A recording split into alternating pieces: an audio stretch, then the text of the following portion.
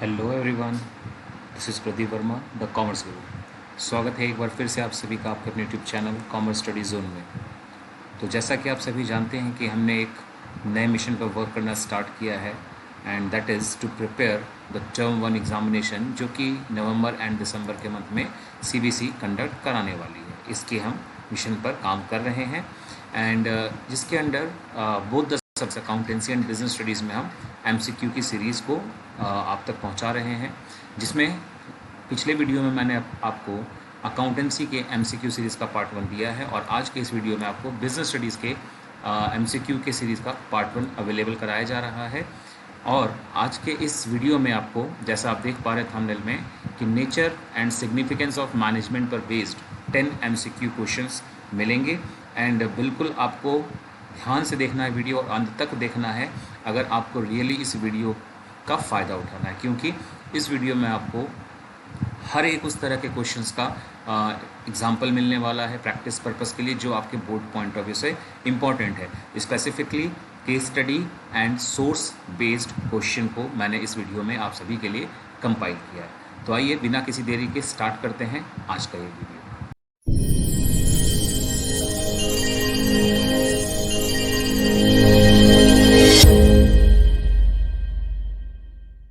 ये रहा आपका पहला क्वेश्चन आपकी स्क्रीन पर।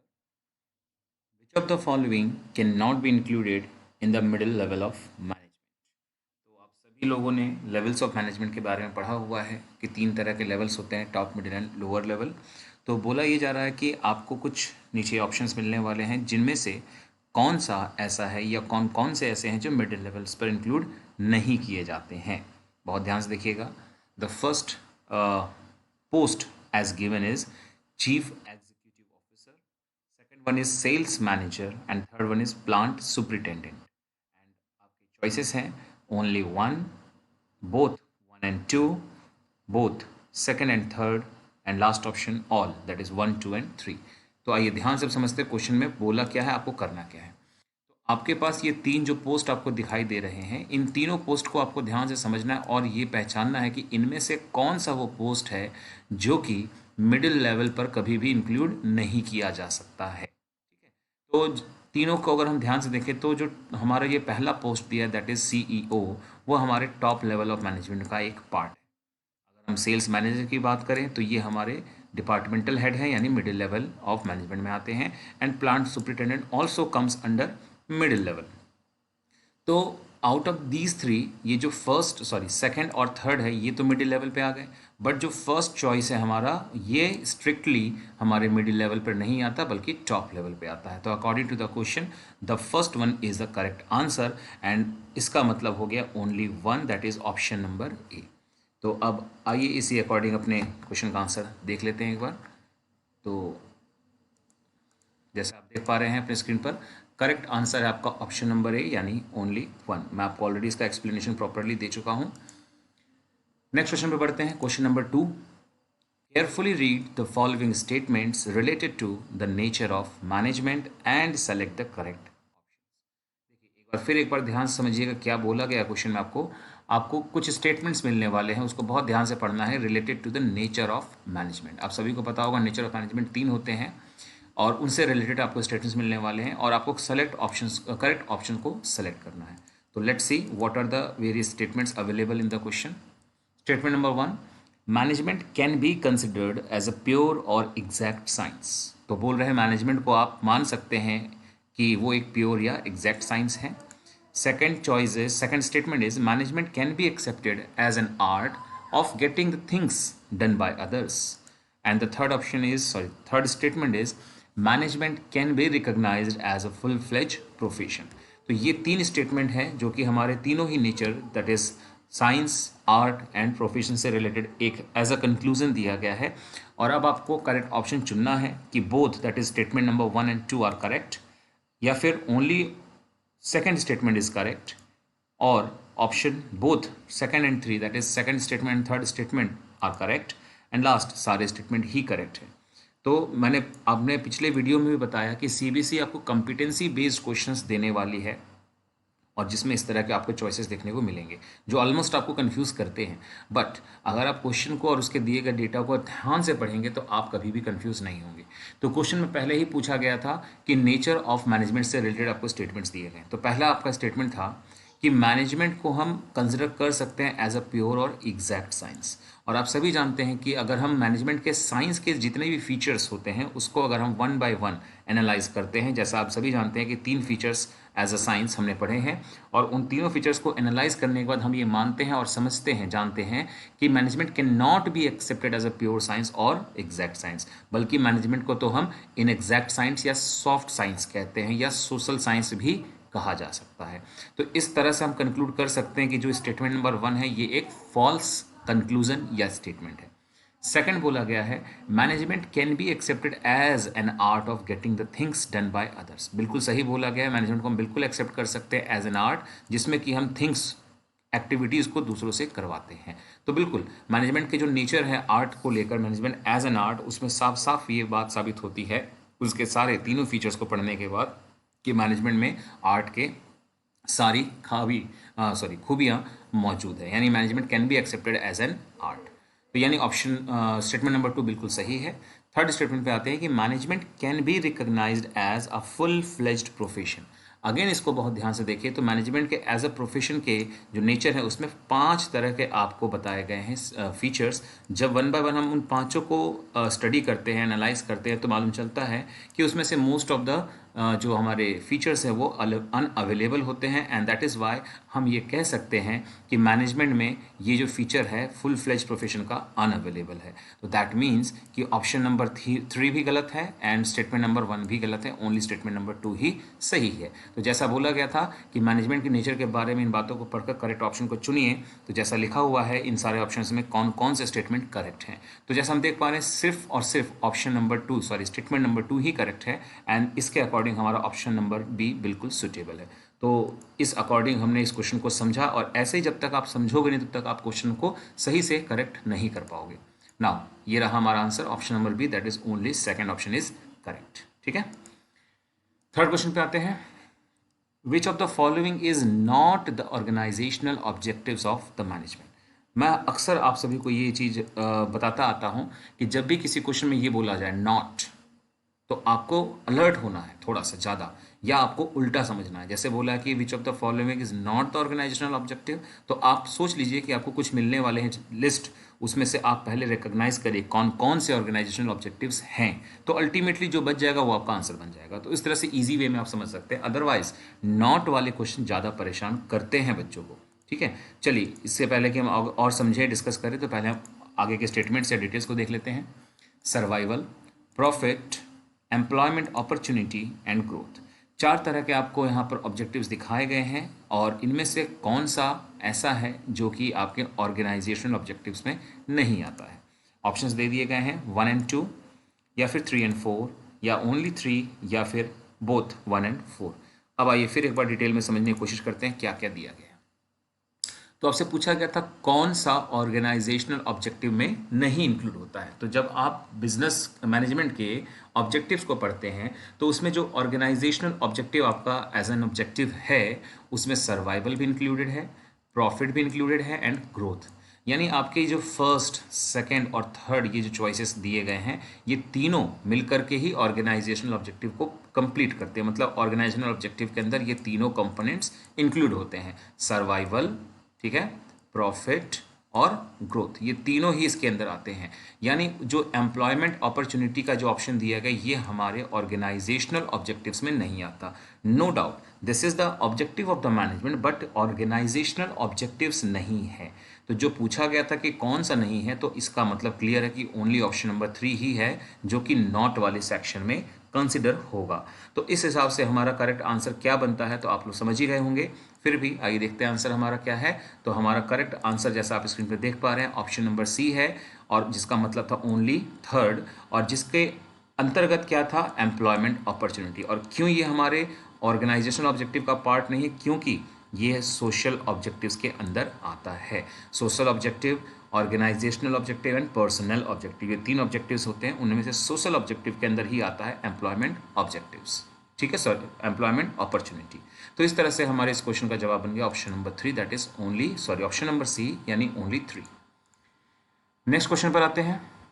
दो स्टेटमेंट्स आपको मिलने वाले हैं, ध्यान से स्टेटमेंट्स को पढ़ने हैं एंड देन उसके बेस पर आपको ऑप्शन चुनने हैं। पहला स्टेटमेंट है the main objective of effectiveness is to conduct cost benefit analysis, and second statement is the main objective of efficiency is to achieve end result. करना क्या है, choose the correct option, and options में दिया है कि both that is first and second statements are correct, only one is correct, then दिया है only two is correct, and last दिया है neither one nor two are correct, कोई भी करेक्ट नहीं है। अब फिर एक बार, क्योंकि ये ऐसे क्वेश्चन हैं जिसमें कि आपको काफ़ी कुछ डिटेल में समझना सोचना है, तो ध्यान से समझते हैं, आइए एक बार एनालिसिस करते हैं। पहला स्टेटमेंट था कि main objective of effectiveness is to conduct cost benefit analysis. तो आपने मैनेजमेंट में ये दो वर्ड सीखे हुए हैं, एक था आपका इफेक्टिव, ठीक है, एक वर्ड ये है आपका इफेक्टिव, और एक दूसरा वर्ड था आपका एफिशिएंसी। इन दो वर्ड को जब हम लोग डिस्कस करते हैं, पढ़ते हैं, तो उसमें ये कंक्लूजन निकल कर आता है कि जो इफेक्टिव होता है उसका सिर्फ और सिर्फ मतलब होता है कि जो आपको टास्क दिया जाए उस टास्क को आपने कंप्लीट कर लिया, और एफिशिएंसी का मतलब क्या निकल के आता है कि जो आपको टास्क दिया गया उसको आप इस तरह से कंप्लीट करें कि कॉस्ट बेनिफिट भी निकल कर आए। तो इस तरह से हम क्या कह सकते हैं कि जो पॉइंट लिखा कि ये जो ऑब्जेक्टिव है कि to conduct cost benefit analysis, basically ये ऑब्जेक्टिव जरूर है बट इफेक्टिवनेस का नहीं है ये, तो बल्कि एफिशिएंसी का है, यानी स्टेटमेंट नंबर 1 हमारा गलत हो गया। देन स्टेटमेंट नंबर 2 में लिखा है the main objective of efficiency is to achieve end result. End result को अचीव करने पर जो ऑब्जेक्टिव फोकस करता है वो एफिशिएंसी नहीं है बल्कि वो इफेक्टिवनेस है। यानी कुल मिलाकर देख सकते हो आप, दोनों ही स्टेटमेंट गलत हैं, दोनों स्टेटमेंट में बातें सही लिखी गई लेकिन जो जिसके रिगार्ड्स में लिखा गया वो गलत है। जैसे इफेक्टिवनेस के बारे में लिखा है वो एक्चुअली ये है, और जो एफिशिएंसी के बारे में लिखा है वो एक्चुअली ये है, तो दोनों में उल्टा हो गया है। दैट मीन्स कि आपके दोनों में से कोई भी स्टेटमेंट सही नहीं है, तो इसका मतलब जो ऑप्शन नंबर डी है आपका neither one not two are correct, ये हमारा बिल्कुल करेक्ट चॉइस होगा इस क्वेश्चन के लिए। तो आइए अब देखते हैं हमारा करेक्ट आंसर क्या है। तो जैसा आप देख पा रहे हैं अपने स्क्रीन पर कि हमारा करेक्ट आंसर है option number D, that is neither one nor two are correct. क्यों है, देखिए एक्सप्लेनेशन एक बार फिर से अच्छे से। एफिशिएंसी और इफेक्टिवनेस ये दो वर्ड हैं आपके क्वेश्चन में। इफेक्टिवनेस का कनेक्शन किससे है, अचीविंग एंड रिजल्ट से, और एफिशिएंसी का कनेक्शन किससे है, कॉस्ट बेनिफिट। और आपके क्वेश्चन में जो स्टेटमेंट्स थे वो कुछ इस फॉर्म में दिए थे, इसका मीनिंग इसमें एडजस्ट किया था और इसका मीनिंग इसमें, इस तरह से आपके क्वेश्चन को गलत करके दिया गया था। स्टेटमेंट्स मतलब गलत दिए थे और सही क्या है तो आपके सामने है कि इफेक्टिवनेस मतलब achieving the end results, and efficiency मतलब होता है कॉस्ट बेनिफिट्स को अचीव करना। ठीक है, तो इन दैट वे हमारा करेक्ट आंसर था ऑप्शन नंबर डी। नाउ बढ़ते हैं अपने नेक्स्ट क्वेश्चन की तरफ, that is 5th number question. एक केस बेस्ड क्वेश्चन है, ध्यान से इस केस को देखना है और क्या चीज़ उसमें हमें कंक्लूड करना है, पता लगाना है। पहले वो जरूर पढ़ लें आप कि which objective of management could not be achieved by the manager. यानी आपको ये केस इस थिंकिंग के साथ पढ़ना है, इस माइंडसेट के साथ पढ़ना है कि इसमें एक मैनेजर जिसने ऑब्जेक्टिव्स को अचीव किया है और किसी ऑब्जेक्टिव को नहीं भी अचीव किया है, वो कौन सी ऑब्जेक्टिव है जिसको वो अचीव नहीं कर पाते हैं। तो आइए देखते हैं केस को क्या है क्या नहीं। The manager of Ganga limited is very efficient and effective and make sure that all the employees and workers in his team perform the task on time with minimum cost. ठीक है, तो ये वो एश्योर करते हैं कि उनकी टीम सारे काम जो करती हैं वो टाइम पर खत्म करें और मिनिमम कॉस्ट के साथ। His main focus is on cost reduction, और मेन फोकस उनको कॉस्ट को कम रखने में होता है। So he never listens to the demand of workers for increasing wages. अब क्योंकि उसको कॉस्ट रिड्यूस करना है, ये उसका मेन फोकस रहता है, तो इसकी वजह से वो क्या करते हैं, वो कभी भी नहीं सुनते हैं या सुनवाई नहीं करते हैं कि जब भी उनके वर्कर्स डिमांड करते हैं इंक्रीजिंग द वेजेस, तो इसको वो ऑलवेज इग्नोर कर देते हैं। He even gives no opportunity to workers for promotion, क्योंकि आप उनको प्रमोशन देंगे तो इसके वजह से उनके वेज इंक्रीज हो जाएंगे, तो ये भी वो नहीं उनको अपॉर्चुनिटी देते हैं कभी भी। As a result workers started becoming frustrated and disheartened all the time. तो अगर आप इस तरह का एटमॉस्फेयर क्रिएट करेंगे बीइंग अ मैनेजर, तो डेफिनेटली बीइंग अ वर्कर आप अपने आप को फ्रस्ट्रेटेड ही फील करेंगे और अपने आप को डिसहार्टेंड भी फील करेंगे। तो ये है आपका केस, और आपको रिकॉग्नाइज करना है किस ऑब्जेक्टिव को उस मैनेजर ने नहीं अचीव किया। तो ऑब्वियस सी बात है यहाँ पर एम्प्लॉयज़ को लेकर के फ्रस्ट्रेशन या डिसहार्टन या ऐसे इन्वायरमेंट को क्रिएट करने की बात आ रही है जिसमें आप उनके डिमांड्स को नहीं एक्सेप्ट करते या उनको मौके नहीं देते हैं प्रमोशंस वगैरह के, तो दैट सिंपली स्टेट्स दैट कि ये कौन सा ऑब्जेक्टिव है। खैर पहले ऑप्शंस पे आते हैं, फिर बात करते हैं इसके बारे में भी। तो ऑप्शन है पहला आपका organizational objective, second is social objective, third one is personal objective and fourth none of these. तो आई थिंक आप सभी लोग क्लियरली समझ ही गए होंगे ऑप्शन आपका क्या है। Option number C personal objective बिल्कुल सही जवाब है। तो जैसा आप स्क्रीन पर अपने देख पा रहे हैं हमारे इस क्वेश्चन के अकॉर्डिंग ऑप्शन नंबर सी सही जवाब है, दैट इज पर्सनल ऑब्जेक्टिव, जिसमें एम्प्लॉयज़ के बारे में सोचा समझा जाता है। ठीक है, तो अब बढ़ते हैं अपने नेक्स्ट क्वेश्चन की तरफ। बट इससे पहले कि हम नेक्स्ट क्वेश्चन को आप सभी को शेयर दिखाएं, इससे पहले आप सभी से एक रिक्वेस्ट जो आपसे हमेशा रहती है कि अगर आपको मेरे एफर्ट्स अच्छे लग रहे हैं तो प्लीज़ प्लीज़ प्लीज़ लाइक करें, क्योंकि आपका वो लाइक ही हमारे लिए अप्रिशिएशंस हैं और मुझे मोटिवेट करता है कि मैं आपके लिए इस तरह के वीडियो इतने हार्ड एफर्ट्स के साथ लाऊं, क्योंकि really it is very difficult to manage the time during the online classes भी चल रही होती हैं, प्लस आप सभी लोगों के लिए इस तरह के वीडियोस को बनाना definitely it take a lot of time. But आप लोगों की वो लाइक, वो शेयर, कमेंट्स ही हैं जो मोटिवेट करते हैं मुझे नए वीडियोस को बनाने के लिए। तो प्लीज़ दिल खोल कर लाइक करें, शेयर करें एंड कमेंट करें। सो बढ़ते हैं अपने नेक्स्ट क्वेश्चन की तरफ, that is sixth question. Again case based question है, ध्यान से केस को समझिएगा एंड उसके बेस पर हम बात करेंगे। तो देखिए ये रहा हमारा कुछ क्वेश्चन, मैं एक साथ पूरे क्वेश्चन को सामने रख रहा हूँ सो दैट हम पढ़ सके और उसको एनालाइज कर सके। देखिए क्वेश्चन में रिक्वायरमेंट है identify the characteristic of management. अब देखिए आपको सारे कैरेक्टरिस्टिक्स ऑफ मैनेजमेंट को दिमाग में रख करके ये केस पढ़ना है कि कौन सा यहाँ हो सकता है, हाईलाइटेड बोला गया यानी कि फॉलो हो रहा है। A petrol pump needs to be managed as much as a hospital or a school। देखिए यही शुरुआत का ही लाइन कुछ आपको हद तक जवाब दे चुका होगा कि क्या हो सकता है। कह रहे हैं कि एक पेट्रोल पंप, ठीक है, being a business unit, petrol pump को भी मैनेज कुछ उसी तरह से करना पड़ता है जैसे कि किसी हॉस्पिटल को या जैसे किसी स्कूल को करना पड़ता है। What managers do in India, the USA, Germany और जापान एट्सेट्रा, किसी भी कंट्री का नाम यहाँ पे हो सकता था, इज द सेम। हमारे देश के मैनेजर्स बिल्कुल वही और वैसा ही करते हैं जैसे कि यूएसए, जर्मनी, जापान जैसे देश भी करते हैं। How they do it may be quite different. जो वे ऑफ डूइंग द मैनेजरशिप है, मैनेजर्स का काम जो होता है वो तो सेम होता है, लेकिन करने का तरीका तो डेफिनेटली अलग अलग हो सकता है, just being because of individual differences always there. Now this differences is due to the differences in culture, tradition and history. अब ये जो काम करने के तरीके अलग अलग हैं वो उसके मेन रीजंस जो यहाँ कंक्लूड किया है वो कल्चर हो सकता है, ट्रेडिशन हो सकता है या हिस्ट्री हो सकता है। बट इसमें ये ज़रूर बोला गया है कि हर देश इसको करता है, चाहे वो हॉस्पिटल हो, स्कूल जैसे ऑर्गेनाइजेशन हो या इंस्टीट्यूट हो, वहाँ भी बिल्कुल वही मैनेजमेंट होता है जैसे कि पेट्रोल पंप में होता है। तो इन बातों को पढ़कर हमें ये तय करना है कौन सा मैनेजमेंट का फीचर यहाँ हाईलाइट किया गया, जिसमें ऑप्शंस हैं आपके management is a goal oriented process, management is all pervasive, management is a multi dimensional and management is a dynamic function. चार ऑप्शंस आपको दिए गए एंड यू ऑल नो कि all are the features of management. और अब आपके इस question के अकॉर्डिंग जो करेक्ट फीचर यहाँ पे आ रहा है वो है आपका ऑप्शन नंबर बी। ठीक है, तो आपको मालूम चल चुका है इस क्वेश्चन का आंसर क्या है, ऑप्शन नंबर बी, और जिसमें था management is all pervasive. All pervasive का ही मतलब होता है कि मैनेजमेंट एक ऐसा प्रोसेस है, एक ऐसी एक्टिविटी है जो चाहे बिजनेस फील्ड हो या नॉन बिजनेस फील्ड, छोटा ऑर्गेनाइजेशन हो या बड़ा ऑर्गेनाइजेशन हो, आपका देश हो या किसी और का देश हो, हर एक जगह पर ये चीज़ हमें होता हुआ दिखाई देता है and this concept is known as management is all pervasive. Next question पे आते हैं और ये है आपका सोर्स बेस्ड क्वेश्चन या केस स्टडी का एक बड़ा क्वेश्चन।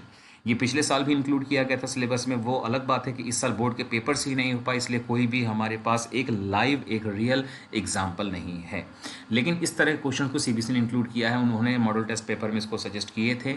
और इसमें होता क्या है, आपको इंग्लिश की तरह एक पैसेज मिलेगा, एक केस मिलेगा, सोर्स बेस्ड जिसको बेसिकली कहा जाता है, और उसके बेस पर 4 क्वेश्चन सेट किए जाते हैं। ठीक है, तो ऐसा ही कुछ आपके सामने स्क्रीन पर आपको दिखाई देने वाला है। Read the following text and answer question number 7 to 10 on the basis of the same. तो जो आपको टेक्स्ट मिलने वाला है दैट मीन्स केस, उसके बेस पर ही आपका 7 से लेकर 10th क्वेश्चन का आपको जवाब देना है। ये रहा आपका टेक्स्ट, ध्यान से एक बार हम रफली पढ़ लेंगे सो दैट कि आइडिया हो जाए, एंड देन जब क्वेश्चन को पढ़ेंगे 7, 8, 9, 10 तो दोबारा अच्छे से पढ़ेंगे सो दैट कि हम करेक्ट आंसर चुन सकें। तो आइए एक बार हम क्वेश्चन को रीड आउट करते हैं, केस को। Ganga Limited is a private limited company तो गंगा लिमिटेड इस क्वेश्चन में एक कंपनी का नाम है जो कि प्राइवेट कंसर्न है with several branches all over India. It promotes the sales of Indian handloom and handicraft products. कुछ खास खास बातों को दिमाग में रखना है और ड्यूरिंग द पेपर आपको उसको अंडरलाइन कर लेना है. जैसे कि यहाँ लिखा है प्रमोट करना सेल्स को Indian handlooms and handicraft products को. While providing equitable employment to traditional artisans, Mr. Dinesh जो कि एक कौन है ब्रांच मैनेजर है of the company plans his winter collection in the month of June itself. He has to ensure that there is adequate workforce and continuously monitor whether production is proceeding according to the plans. ये काम सारे हैं किसके mister Dinesh के जो कि एक branch manager हैं. He also provides direction and motivation to his employees. The purchase, production and sales department efforts are coordinated by Mr. Dinesh for achieving organizational objectives harmoniously. तो मिस्टर दिनेश के द्वारा ये 3 डिपार्टमेंट्स का जिक्र हुआ है, purchase, production and sales department. इन सभी में कोऑर्डिनेशन अच्छे से स्टैब्लिश किया जाता है सो दैट कि आपका जो ऑर्गेनाइजेशनल ऑब्जेक्टिव हो अच्छे से अचीव किया जा सकता हो. The production and the sales department coordinated their work. तो यहाँ फिर एक बार बताया गया प्रोडक्शन और सेल्स डिपार्टमेंट ने कोऑर्डिनेट किया अपने वर्क को so that production take place according to the demand in the market. And the purchase department is responsible for procuring material. क्योंकि परचेज डिपार्टमेंट तो ऑब्वियसली वो मटेरियल्स को प्रोक्योर यानी खरीद कर आपको अरेंज करके देगा अपने प्रोडक्शन प्रोसेस के लिए.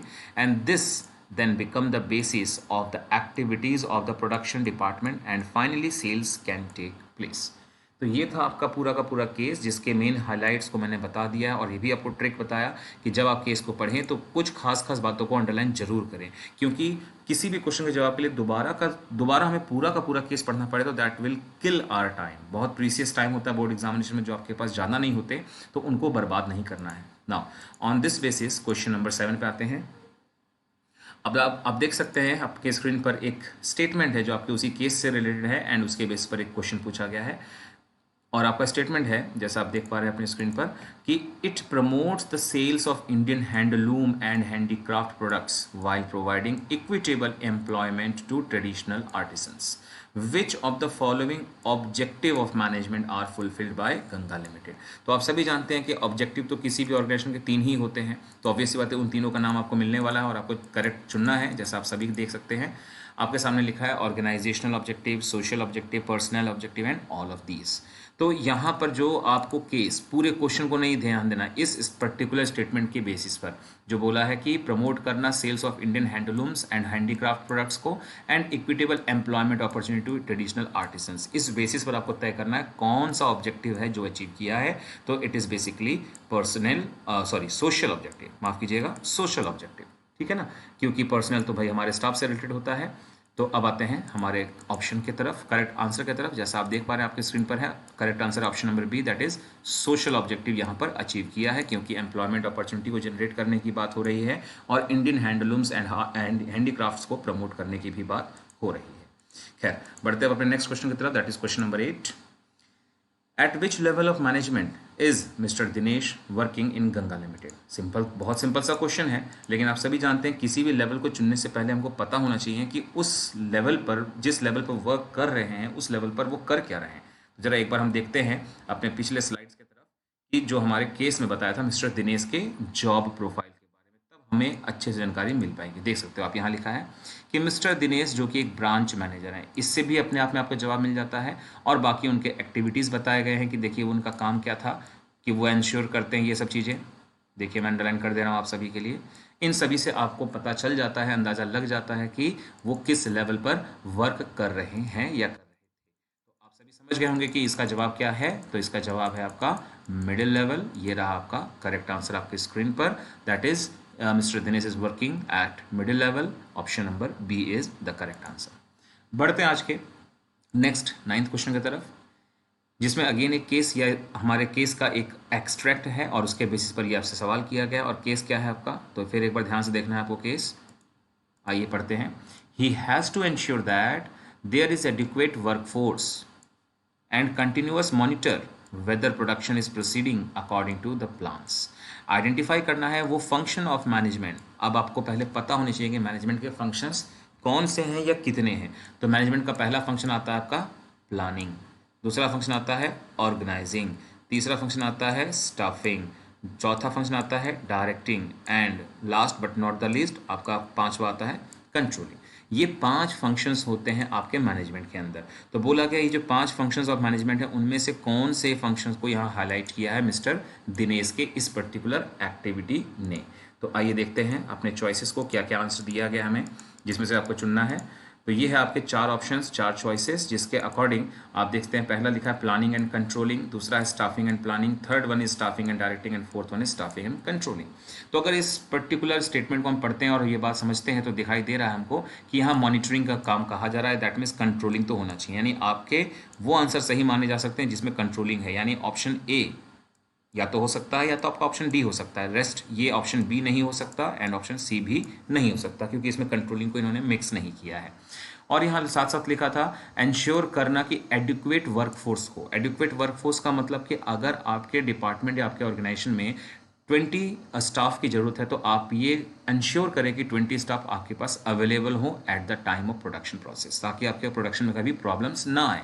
और ये साफ साफ आपको इंडिकेट करता है कि यहाँ स्टाफिंग का भी काम चल रहा है। तो स्टाफिंग भी है और कंट्रोलिंग भी है, दैट मीन्स आप समझ गए कि आपके इस क्वेश्चन के अकॉर्डिंग करेक्ट आंसर क्या है। तो आइए देखते हैं आंसर क्या है। हमारा करेक्ट आंसर है आपका ऑप्शन नंबर डी, यानी कि स्टाफिंग एंड कंट्रोलिंग। ठीक है, प्रॉपर एक्सप्लेनेशन आपको दे ही दिया कैसे ऑप्शन नंबर डी हुआ हमारा आंसर। ना बढ़ते हैं आज के लास्ट क्वेश्चन की तरफ। अगेन आपके केस के अकॉर्डिंग एक एक्सट्रैक्ट दिया गया है और उसको पढ़कर समझना है और जवाब क्या निकालना है।